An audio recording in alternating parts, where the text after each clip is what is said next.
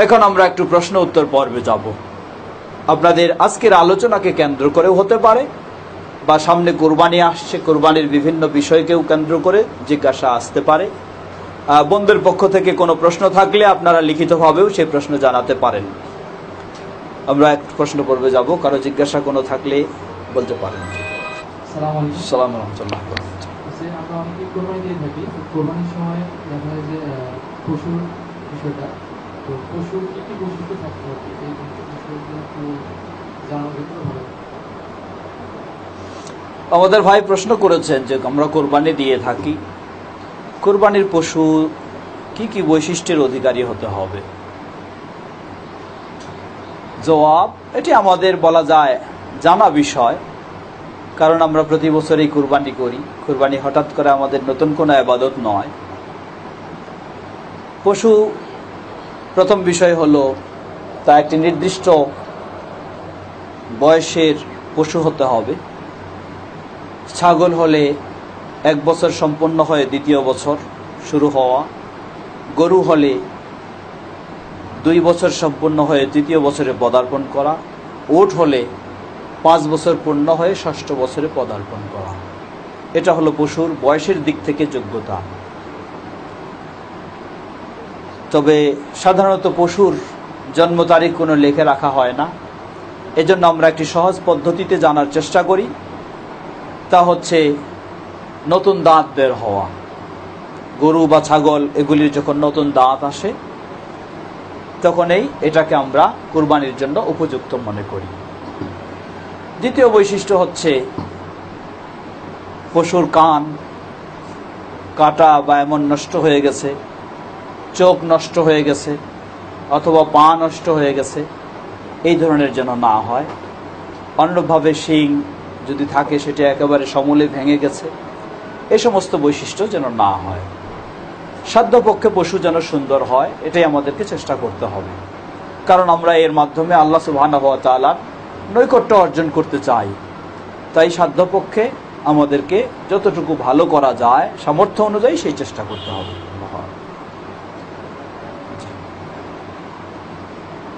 আসসালামু আলাইকুম। সালাম রাহমাতুল্লাহ। আমরা অনেকেই কুরবানি করি, তো আমরা সর্বোচ্চ কয় ভাগে কুরবানি করতে পারি, এটা কোরআন ও সুন্নাহ থেকে জানতে চাই।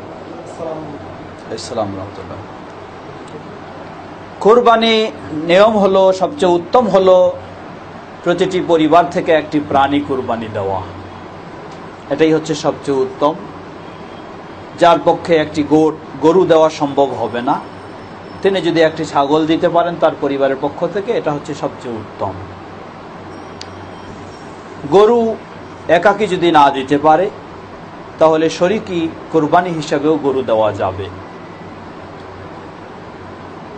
সাহাবী, সহিহ মুসলিমের হাদিস, সাহাবী জাবির ইবনে আব্দুল্লাহ রাদিয়াল্লাহু আনহু বর্ণনা করছেন, রাসূল সাল্লাল্লাহু আলাইহি ওয়াসাল্লাম বলেন, আল বাকারাতু আন সাবআতিন, একটি গরু 7 জনের পক্ষ থেকে। সুতরাং একটি গরুতে 7টি অংশেও কোরবানি দেওয়া যাবে। তবে এই বিষয়টিকে কেউ কেউ ফতোয়া দিয়েছেন 2-1 জন মাত্র, যে এটি সফরের জন্য সীমাবদ্ধ, মুকিমদের জন্য নয়। এ ফতোয়া সঠিক নয়। এই জন্যই সঠিক নয়, কারণ রাসূল সাল্লাল্লাহু আলাইহি ওয়াসাল্লাম থেকে সাহাবায়ে কেরামগণ এবং আজও পর্যন্ত কোনো নির্ভরযোগ্য বিশিষ্ট ইমাম, মুহাদ্দিস বা মুফাসসির বা তাবেঈ, সাহাবী কেউ এটাকে সফরের সাথে সীমাবদ্ধ করেননি। সুতরাং যদিও ঘটনাটা ঘটেছে সফরে, কিন্তু সফরের সাথে এটি সীমাবদ্ধ নয়, বরং বিষয়টি হলো সফরে তাদের যেমন সামর্থ্য কম ছিল, তাই তারা একাধিকজন একটি গরু কুরবানি দিয়েছেন। সেই ধরনের সামর্থ্য যাদের কম রয়েছে, তারা একাধিক জনে একটি গরু কুরবানি দিতে পারে শরীক হয়ে। তবে সেই শরীকের সর্বঊর্ধ্ব সংখ্যা হচ্ছে 7 ব্যক্তিও হতে পারে, অথবা 7 পরিবারের প্রতিনিধিও হতে পারে। কারণ আল্লাহ রাসূল সাল্লাল্লাহু আলাইহি ওয়াসাল্লাম একটি গরুকে 7টি ছাগলের সাথে তুলনা করেছেন। একটি ছাগল একজন ব্যক্তির পক্ষ থেকেও যেমন হয়, একটি পরিবারের পক্ষ থেকেও তেমনি হয়। সেই দৃষ্টিকোণ থেকে 7টি একটি গরুতে অংশ 7 ব্যক্তি বা 7 পরিবারের পক্ষ থেকেও হতে পারে, অসুবিধা নেই। তবে আমরা বলবো উত্তম হলো, আমাদের সমাজে আবার কিছু ধারণা রয়েছে যে গরু মানেই হলো সেটি শরীকি কুরবানি দিতে হবে, কয়েকজন মিলে দিতে হবে। না, এটি কথা নয়। আপনি একাই দিবেন, সেটি হলো সবচেয়ে উত্তম। যদি না দিতে পারেন তাহলে ছাগল দিবেন, সেটা হলো সবচেয়ে উত্তম। এরপরও যদি না হয় তাহলে আপনি কি করতে পারেন, কয়েকজন শরিক হয়ে একটি গরু কুরবানি দিতে পারেন। একটি গরুতে সর্বোচ্চ হলো 7 শরিক, এর বেশি নয়। সর্বনিম্ন কত? হাদিসের আলোকে 1 অথবা 7 পাওয়া যায়। হয় আপনার পরিবারের পক্ষ থেকে একা একটি গরু দিবেন, অথবা শরিক 7 শরিকে কুরবানি দিবেন। 7টি শরিক হওয়া উচিত, 2 শরিকে বা 3 শরিকে নয়। এমন কোনো প্রমাণ পাওয়া স্পষ্টভাবে হাদিসে পাওয়া যায় না। যুক্তির আলোকে কেউ বলেছেন, তবে এইভাবে দিতে পারে, 2 পরিবারের পক্ষ থেকে একটি গরু কুরবানি দিতে পারে। এক পরিবার 3 অংশ নিবে, আরেক পরিবার 4 অংশ নিবে, তাহলে 7 অংশ হয়ে যায়। অনুরূপভাবে 3 পরিবারের পক্ষ থেকেও দিতে পারে, 2 আরেক পরিবার 3, এইভাবে 7 অংশ মিলাই নেওয়া, সেটি হচ্ছে হাদিসের আলোকে সঠিক ও নিরাপদ মনে করি। আল্লাহু তাআলা আ'লাম। তবে ভাগাভাগির চেয়ে সবচেয়ে নিরাপদ ও সুন্দর হলো আপনার সামর্থ্য অনুযায়ী আপনি একটা ছাগল দিবেন, এটাই সবচেয়ে উত্তম। জি, উনি প্রশ্ন করতে যাচ্ছিলেন, ওনাকে দেন। আসসালামু আলাইকুম। আসসালামু রাহমাতুল্লাহ। একজন ব্যক্তি কতগুলো গরু অথবা পশু জবে যাওয়ার ইয়ে আছে, আর সমাজে দেখা যাচ্ছে যে 7 নাম দেওয়া হয়, তার মধ্যে বাবার নাম, সন্তানের নাম এভাবে করে, তারপরে হুজুর খাতে উনি পড়ে তারপর কোরবানি দিচ্ছে। বুঝেছি, জি বুঝেছি। আমাদের ভাই প্রশ্ন করেছেন একজন ব্যক্তির কুরবানির পরিমাণ কতটি হতে পারে। জবাব, সামর্থ্যবানদের সর্বনিম্ন পরিমাণ হচ্ছে 1টি, ঊর্ধ্বে কোনো সীমাবদ্ধতা নেই। কারো যদি সামর্থ্য রয়েছে 100টা কুরবানি দেওয়ার জন্য, আলহামদুলিল্লাহ দিতে পারে, কোনো বাধা নেই। সামর্থ্য অনুযায়ী যে যতটুকু পারবে দিতে পারে। দ্বিতীয় প্রশ্ন, কোনো গরুকে এভাবে 7 ভাগ করা হয়, বাবার জন্য 1 ভাগ, মায়ের জন্য 1 ভাগ, ছেলের জন্য 1 ভাগ, ছেলের বউয়ের জন্য 1 ভাগ, এইভাবে 7টা মিলানো হয়। আমরা আগেই বলেছি, পরিবারের প্রতিনিধি যিনি, তিনি সকলের পক্ষ থেকে সে কোরবানির ব্যবস্থা করবেন। এখানে আর কোনো ভাগাভাগি করার কোনো প্রয়োজন নেই। এক পরিবারে যদি 10 জন সদস্য থাকে, সকলের পক্ষ থেকে পরিবারের যিনি মালিক তিনি একটা কোরবানির ব্যবস্থা করবেন। এখানে কোনো নাম উল্লেখ করার আর প্রয়োজন নেই। তিনি ও তার পরিবারের সকলের পক্ষ থেকে একটি কোরবানি, এটি যথেষ্ট। এই ধরনের নাম উল্লেখ করার কোনো প্রয়োজন নেই। আসসালামু আলাইকুম। আসসালামু আলাইকুম। আমরা এখন পুরুষদের পক্ষ থেকে 3টা প্রশ্ন দিয়েছি এবং মহিলাদের পক্ষ থেকে 3টা প্রশ্ন। কোরবানির গরুর সাথে কি আকিকা দেওয়া যায়? জি, আমাদের ভাই প্রশ্ন করেছেন যে কোরবানির গরুর সাথে আকিকা দেওয়া যায় কি না। জবাব, রাসূল সাল্লাল্লাহু আলাইহি ওয়াসাল্লাম ও সাহাবায়ে কেরামদের মাঝে আকিকার প্রাণী ছিল ছাগল, ভেড়া, দুম্বা এই জাতীয়। তারা উট দিয়েও কুরবানি দিতেন, কিন্তু কখনো উট দিয়ে আকিকা দেননি। গরু দিয়ে কুরবানি দিতেন, কিন্তু গরু দিয়ে কখনো আকিকা দেননি। আকিকার প্রাণী হিসাবে ছাগল, ভেড়া, দুম্বা এগুলি রাসূল সাল্লাল্লাহু আলাইহি ওয়াসাল্লাম ও সাহাবীদের থেকে প্রমাণিত। সুতরাং একটি গরুতে অংশ দিয়ে আকিকা দেওয়া এমনই প্রমাণ রাসূল সাল্লাল্লাহু আলাইহি ওয়াসাল্লাম ও সাহাবীদের থেকে প্রমাণিত নয়, তাই এটি করা উচিত নয়। আল্লাহু আকবার। ব্যাংকে বা অন্য কারোর কাছে যদি কেউ ঋণী থাকে, ঋণ থাকা অবস্থায় কোরবানি দেওয়া যাবে? ঋণগ্রস্ত ব্যক্তি কোরবানি দিবেন কি না। জবাব, কোরবানি দেওয়া এটি কোনো ফরজ নয়। যদিও কেউ ওয়াজিব বলে থাকেন, প্রকৃতপক্ষে দলিল প্রমাণ করে এটি হলো সুন্নতে মুআক্কাদা, তবে বর্জন করা উচিত নয়। কেউ যদি ঋণগ্রস্ত হয়, যতই ঋণগ্রস্ত হোক না কেন, তিনি যদি তার যদি সদিচ্ছা থাকে, বেশি না হলেও 5 থেকে 7,000 টাকা দিয়েও একটা ছাগলও কুরবানি তিনি দিতে পারেন। এটি কঠিন বিষয় নয়, কারণ একজন ব্যক্তি অনেক ঋণগ্রস্ত, আল্লাহ না করুক হঠাৎ যদি তিনি বা তার পরিবারের কোনো সদস্য অসুস্থ হয়ে যায়, তাহলে কি দেখা যায়? দেখা যায় যে তার পিছনে 5-10 হাজার টাকা যা প্রয়োজন হয় খরচ করার জন্য প্রস্তুত হয়ে থাকে। তাহলে আল্লাহ সুবহানাহু ওয়া তাআলাকে বছরে মাত্র একটি কুরবানি আপনি করবেন, এটার জন্য বিভিন্ন ঋণের দোহাই দিয়ে সেটি না করা, এটি ভালো কাজ নয়। বরং কুরবানির সাথে সংশ্লিষ্ট অনেক দিক রয়েছে। একটি পারিবারিক দিক রয়েছে। হয়তোবা বাবা ঋণগ্রস্ত, যার কারণে তিনি কুরবানি দিচ্ছেন না। দেখা যায় সেই ঘরের ছেলে মেয়েরা, অন্যরা সকলেই কুরবানি দেয়, এই ঘরে কুরবানি নেই, তাই তারা মানসিকভাবেও একটা কষ্ট পেয়ে থাকে, যদিও তাদের কাছে অতটা বোধগম্য হয় না যে বাবা ঋণগ্রস্ত, এই জন্য দিতে পারছে না। তাই কুরবানি এটা একটা পারিবারিক, সকলের জন্য একটি, বিশেষ করে মুসলিম সমাজের একটা সুন্দর ভালো মন সৃষ্টি হওয়ার জন্যও, সন্তানদের বা তাদেরকে উৎসাহ দেওয়ার জন্যও কুরবানির একটি ভূমিকা রয়েছে। এখানে সামাজিকভাবেও দরিদ্র অসহায়দের অধিকার রয়েছে। তাই আমরা বলবো যে ঋণগ্রস্ত যে ব্যক্তি যাই হোক না কেন, আপনি ঋণগ্রস্ত, এজন্য 50,000 টাকার গরু আপনি দিতে পারছেন না, আপনি তো 5,000 টাকার একটা ছাগল দিতে পারবেন। তাই সাধ্য অনুযায়ী সকলে চেষ্টা করা উচিত, ঋণের দোহাই দিয়েই শুধু বিরত হওয়া উচিত নয়। অথচ ওই পরিবারেই দেখুন, যিনি ঋণগ্রস্ত বলে দাবি করছেন, তার বাড়িতে যদি বেশ কিছু গণ্যমান্য মেহমান চলে আসে, দেখা যায় যে সেই মেহমানদারির জন্য তিনি 5-10 হাজার টাকা খুব সহজেই খরচ করে ফেলেন। আর একটা ছাগল দিয়েও কুরবানি দিতে তিনি দোহাই দিচ্ছেন যে আমি ঋণগ্রস্ত। এটা হলো কিছুটা ভালো মানসিকতারও অভাব রয়েছে। চেষ্টা করলেই পারবে ইনশাআল্লাহ।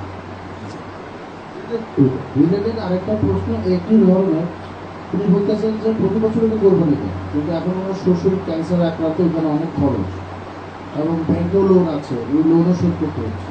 তো উনি যদি কোরবানি না দেন, ওই টাকাটা দিয়ে যদি লোন শোধ করেন বা ক্যান্সারের চিকিৎসার জন্য দেন, এটা গুনাহ হবে।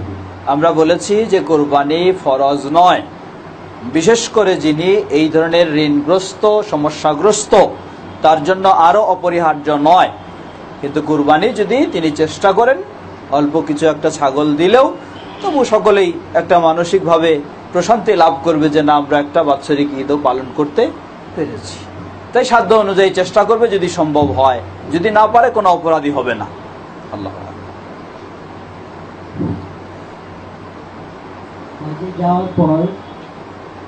হজে যাওয়ার পর রাসূল সাল্লাল্লাহু আলাইহি ওয়াসাল্লামের কবর জিয়ারত কি হজের সাথে গুরুত্বপূর্ণ? এই বিষয়ে কিছু হাদিস শোনা যায় যে ব্যক্তি হজ করলো অথচ রাসূল সাল্লাল্লাহু আলাইহি ওয়াসাল্লামের কবর জিয়ারত করলো না, সে রাসূলের ওপর অবিচার করলো। কবর জিয়ারত করাটা কি জরুরি? না করলে কি হজের কোনো সমস্যা হবে?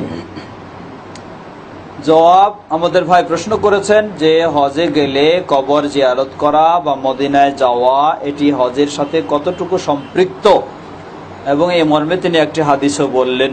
জবাব, হজ এবং উমরার সাথে মদিনায় যাওয়া, মসজিদে নববীতে যাওয়া, রাসূল সাল্লাল্লাহু আলাইহি ওয়াসাল্লামের কবর জিয়ারত করা সামান্যতম সম্পৃক্ত নয়। এটি হজের কোনোই অংশ নয়, উমরার কোনোই অংশ নয়। বরং বিষয়টি এই ধরনের যেগুলি হাদিস, যে হজ করলো অথচ রাসূলের কবর জিয়ারত করলো না, রাসূলের প্রতি অবিচার করলো, এটি 100% মিথ্যা কথা, বানাওয়াটি কথা, জাল হাদিস। এই মর্মে কোন রকমের সহিহ হাদিস কোনো প্রমাণিত নেই। এগুলি সম্পূর্ণ জাল হাদিস। রাসূল সাল্লাল্লাহু আলাইহি ওয়াসাল্লামের কবর জিয়ারত করা হজ উমরার সাথে সম্পৃক্ত করার যত রকমের হাদিস রয়েছে সবগুলি জাল হাদিস এবং বানাওয়াটি হাদিস। বরং বিষয়টি এমন যে আমরা যখন এত দূর থেকে হজ করতে যাই, সেই মক্কা থেকে মদিনা কাছে, এই সুযোগে একটি সুযোগ নেওয়া মাত্র যে আমরা মদিনাও রাসূল সাল্লাল্লাহু আলাইহি ওয়াসাল্লামের মসজিদে নববী সেটা জিয়ারতের জন্য যাব, এই সুযোগ নেওয়া মাত্র। কিন্তু এটি হজ উমরার সাথে কোনো সম্পৃক্ত নয়। এবং যারা এই কথাগুলি বলে, এগুলি সম্পূর্ণ জাল বানাওটি হাদিস, এগুলির কোনো ভিত্তি নেই। বরং কবর জিয়ারতেরও নিয়ত কখনো থাকবে না। মদিনায় কেউ যদি যায়, তার অবশ্যই নিয়ত থাকতে হবে নবী সাল্লাল্লাহু আলাইহি ওয়াসাল্লামের মসজিদ জিয়ারতের নিয়ত থাকবে। কারণ আল্লাহ রাসূল সাল্লাল্লাহু আলাইহি ওয়াসাল্লাম বলেন, সহিহ বুখারীর হাদিস, লা তুশাদ্দুর রিহাল ইল্লা ইলা সালাসি মাসাজিদ, 3টি মসজিদ ব্যতীত অন্য কোথাও সেই জায়গার বরকতের বা সওয়াবের আশায় সফর করা যাবে না। একটি হলো বাইতুল্লাহ কাবা, দ্বিতীয় হলো মসজিদে নববী, তৃতীয় হলো মসজিদে আকসা। সুতরাং মদিনায় যারা যাবে তাদের নিয়ত থাকতে হবে মসজিদে নববীতে যাচ্ছেন আপনি। মসজিদে নববীতে যখন পৌঁছে গেলেন, সেখানে আল্লাহ রাসূল সাল্লাল্লাহু আলাইহি ওয়াসাল্লামের কবর, তখন আপনি কবর জিয়ারত, অবশ্যই সেখানে পৌঁছে গেছেন তখন কবর জিয়ারত করবেন, এবং আরো যেগুলি আনুষঙ্গিক কবর জিয়ারতের সুযোগ রয়েছে সেগুলি করবেন। কিন্তু কবর জিয়ারতের উদ্দেশ্যে কোথাও, পৃথিবীর কোথাও কারো কবর জিয়ারতের উদ্দেশ্যে সফর করা জায়েজ নেই। মদিনায় যাবেন সেটি নবী সাল্লাল্লাহু আলাইহি ওয়াসাল্লামের মসজিদ জিয়ারতের জন্য যাবেন। অতএব মদিনায় যাওয়াটা হজ এবং উমরার সাথে কোনো সংশ্লিষ্ট বিষয় নয়। আল্লাহু আ'লাম। আসসালামু আলাইকুম। আলহামদুলিল্লাহ। প্রশ্ন যে নফল সালাতে যদি সূরা ফাতিহা এবং ইখলাস ব্যতীত কোনো সূরা না জানেন, তাহলে সূরা ফাতিহা পরে সূরা ইখলাস কি পরে রাকাতগুলিতে বারবার করতে পারবেন? প্রশ্নটি হচ্ছে, সূরা ফাতিহার পরে সূরা ইখলাস ছাড়া অন্য কিছু যদি না জানে, অবশ্যই তিনি প্রতি রাকাতেই সূরা ফাতিহার সাথে সূরা ইখলাস পাঠ করবেন। এমনকি সূরা ইখলাসও যদি কারো জানা না থাকে, তাহলে শুধু সূরা ফাতিহা দিয়েই তিনি সালাত আদায় করবেন।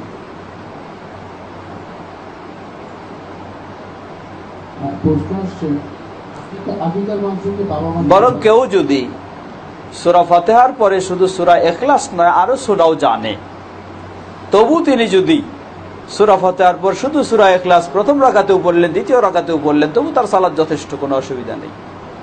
জি। আকিকার মাংসকে বাবা মা খেতে পারবে না?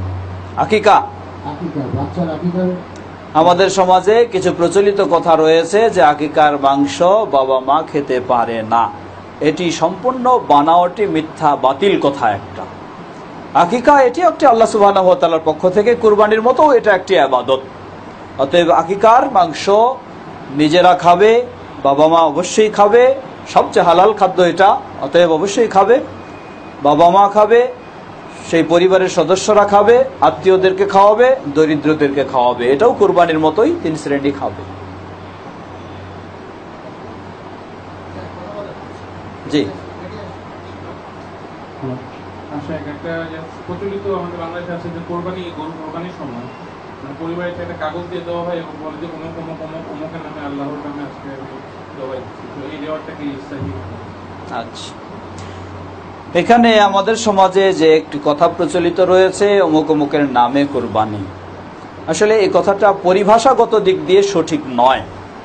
কারো নামে কুরবানি হতে পারে না, কুরবানি হবে মাত্র একজনের নামে, তিনি হলেন আল্লাহ সুবহানাহু ওয়া তাআলা। এই কথাটা হবে এই ধরনের যে অমুক অমুকের পক্ষ থেকে আল্লাহর নামে কুরবানি, অমুক অমুকের পক্ষ থেকে, অমুক অমুকের নামে নয়, হবে অমুক অমুকের পক্ষ থেকে। এটা হলো প্রথম বিষয়, পরিভাষাগত আমাদের ভুল, এটা সংশোধন করে নেওয়া উচিত। কখনো বলা দরকার উচিত নয় যে অমুক অমুকের নামে কুরবানি। কুরবানি হবে একজনের নামেই শুধু, তিনি হলেন আল্লাহ সুবহানাহু ওয়া তাআলা। আর অমুক অমুকের পক্ষ থেকে কুরবানি। দ্বিতীয় বিষয়, এই ধরনের একাধিক শরীকের পক্ষ থেকে যদি কুরবানি হয়, তাহলে কি তাদের নামগুলি তালিকায় পাঠ করা অপরিহার্য কি না? জবাব না, কোনো প্রয়োজন নেই। বরং সেই পশুটা যাদের পক্ষ থেকে কেনা হয়েছে, নিয়ত এটাই থাকবে যে যাদের পক্ষ থেকে এই পশু ক্রয় করা হয়েছে তাদের পক্ষ থেকে কুরবানি, এটাই আন্তরিক নিয়ত থাকবে। বিসমিল্লাহ আল্লাহু আকবার বলে জবাই করবে, এটাই যথেষ্ট। সবার নাম তালিকা পাঠ করতে হবে এমন কোনো প্রয়োজন নেই।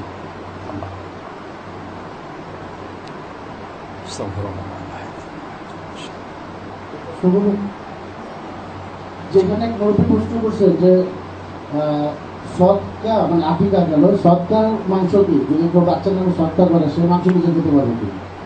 যে কোনো সদকা এবং আকিকা দুটো এক জিনিস নয়।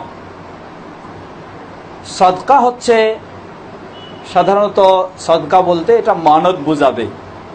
কোনো যদি বাচ্চা কারো অসুস্থ হয়, তখন তিনি যদি মানত করেন যে আল্লাহ সুবহানাহু ওয়া তাআলা যদি বাচ্চাকে সুস্থ করে দেন, আমি একটা ছাগল সদকা করলাম, এরকম মানত যদি করে, তাহলে এটি হলো অসহায় দরিদ্র মিসকিনদের হক, এটি তারা খাবে না।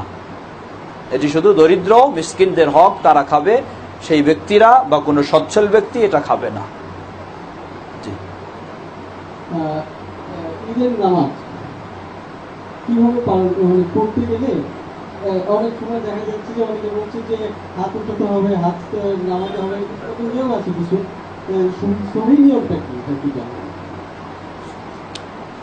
ঈদের সালাত প্রথম বিষয় হলো চেষ্টা করা উচিত রাসূল সাল্লাল্লাহু আলাইহি ওয়াসাল্লামের সুন্নাহ অনুযায়ী ঈদের সালাত